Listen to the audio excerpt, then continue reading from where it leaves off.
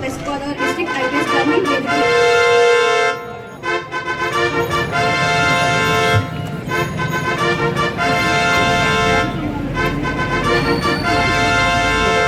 District SP గారిని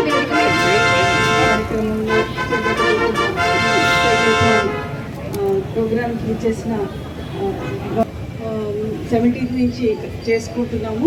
స్వచ్ఛత హీ సేవ ఈ programme government of India initiative తోటి 2017 నుంచే టేకప్ చేస్తూ ఉన్నాం. మనము ఈ కార్యక్రమంలో స్వచ్ఛత, ఇంపార్టెన్స్ ఆఫ్ క్లీన్లీనెస్, ఎన్విరాన్మెంట్ ఈ విషయాలు మనం టేకప్ చేసి క్లీన్లీనెస్ మీద అవేర్నెస్ ప్రోగ్రామ్స్ టేకప్ చేస్తున్నాము. అందులో భాగంగా ఈరోజు ఈ సైక్లథాన్ కార్యక్రమం ద్వారా స్టూడెంట్స్లో, ముఖ్యంగా స్టూడెంట్స్, యూత్ అంతా కూడా ఈ క్లీన్లీనెస్ అనేది, importance of cleanliness, how to keep the environment and your surroundings clean అనేది ఇట్ ఇస్ సో ఇంపార్టెంట్. చిన్నప్పటి నుంచి ఇలాంటి భావాలు, ఆలోచనలు ఇన్కల్కేట్ అయితే మనం క్లీన్ ఎన్విరాన్మెంట్ క్రియేట్ చేసుకోవడం కుదురుతుంది. ఈ సందర్భంగా నేను ఒక విషయం పిల్లలందరికీ చెప్పేది ఏంటంటే, క్లీన్లీనెస్ ఈజ్ ఎవ్రీథింగ్. మన మైండ్ అండ్ సరౌండింగ్స్ క్లీన్గా ఉంటేనే మనం చేసే పని, మన సొసైటీ అంతా కూడా బాగుంటాయి, సంతోషంగా ఉంటాయి, డెవలప్మెంట్ వైపుకి వెళ్తాము. పిల్లలు చాలా ఇది ఫుడ్ తిన్నప్పుడు లేకపోతే కాగితాలు అవి కూడా ఎక్కడ పడితే అక్కడ వేసేసి వెళ్ళిపోవద్దని నేను కోరుకుంటున్నాను. కాలేజీ దగ్గర నుంచి సైకిల్ ర్యాలీ ఏర్పాటు చేశాం. కార్యక్రమానికి ఇచ్చేసిన 7వ తారీఖు 17వ తారీఖు నుంచి మొదలు పెట్టాం.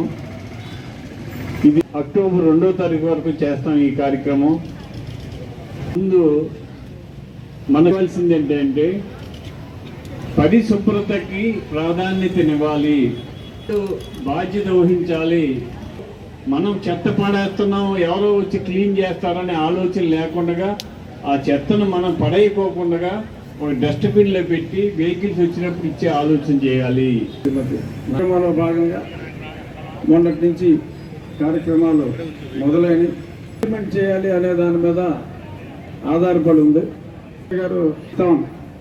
అంటే ఒకటి, పర్యావరణానికి ఎంతో కొంత సైకిల్ యూసేజ్ వలన మనకు కూడా పర్యావరణం మీద భారం తగ్గడమే కాకుండా మన ఆరోగ్యం కూడా చక్కగా ఇంప్రూవ్ అవుతుంది. డెఫిషియన్సీ అంటే ఏంటో తెలిసేది కాదు.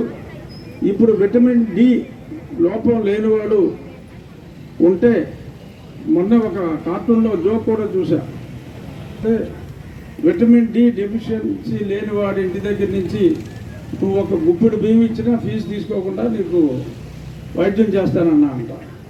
లేదా అని ఈ ఎలక్షన్ టైంలో దెబ్బతిన్నాం.